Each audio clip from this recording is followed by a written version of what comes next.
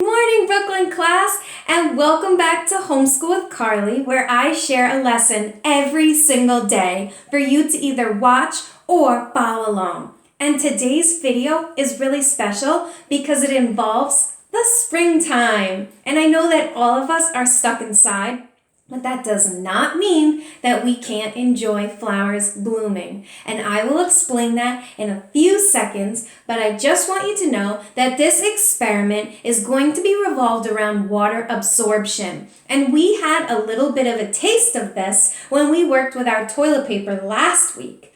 So let's see what we're going to need for today's experiment. So for the first material, we will need a glass of water, a glass Pyrex dish or a bowl, some markers, a scissor, and a piece of paper. Okay? I'm just using a sticky note because that's all I could find lying around my house. So, first things first, you're going to need this piece of paper. So what I'm going to do is, since it's springtime and we're going to be learning about blooming flowers, I'm going to draw a flower on this piece of paper, okay? So I'm going to draw, let's see, maybe a red flower. So I'm going to draw a basic flower, keep it simple. So maybe a couple of petals, right? And every flower has a center, right? Because that's where the pollen is, in the center of the flower. So I'm going to use yellow. Draw my circle in the center.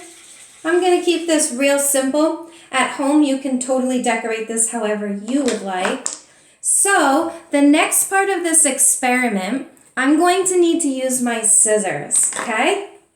So I'm going to cut this flower out.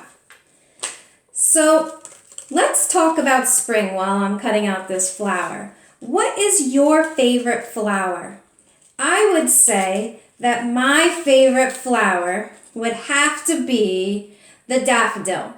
And they are those beautiful yellow and white flowers that usually pop up first, right when spring happens. And I love that because that brings a little bit of joy into my life, right when we're just finishing the winter, right? And in winter, everything is dead. So when I see those flowers, I just get so excited for spring, okay? So we have our little pretend daffodil right here, okay? So it's yellow, it has the bright center, it's beautiful. So for the next step, I am going to take these petals and I'm going to fold them in towards the center, okay? So you can see I'm folding in that one, right? I'm going to take this petal, fold it in here. This one's already ready to be folded, so I'll put that in. So all the petals are getting folded to the center, okay? So we're closing up this flower, right? And we want to make this flower bloom.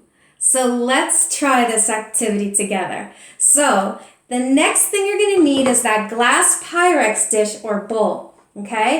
And you're going to need to fill this dish with water. So I have my pitcher of water right here, and I'm going to fill the dish with water. It doesn't have to be filled all the way. I would say maybe a quarter of the way or half a way. Okay? So I'm going to bring you with me. And as you can see, I have the water sitting right here, and I have our little flower, right? It's all closed up and ready to bloom. So let's make this baby bloom. So I'm going to put it in the water and let's see what happens. Wow, do you see that? All the petals are opening. It's almost done, right? So why did this happen? Why would our flower suddenly open up and bloom when placed in the water? Why do you think that would happen? Well, let's talk about it, okay? So we have this flower that we drew out of paper, right? And the paper is very dry. There is no moisture on this paper. But our bowl was filled with water. And water loves to be absorbed, right? We know that sponges absorb water, and we learned last week that toilet paper, it's very important for that to have a lot of absorbency power, right? You want to be able to hold a lot of water so that it doesn't fall apart when you're using it, right? So what happened to the flour is when we put it in the water started to move through the paper, right? The paper was absorbing the water, okay? And the paper is super duper light, right? It's like a feather. You could just drop it. It's nice and light.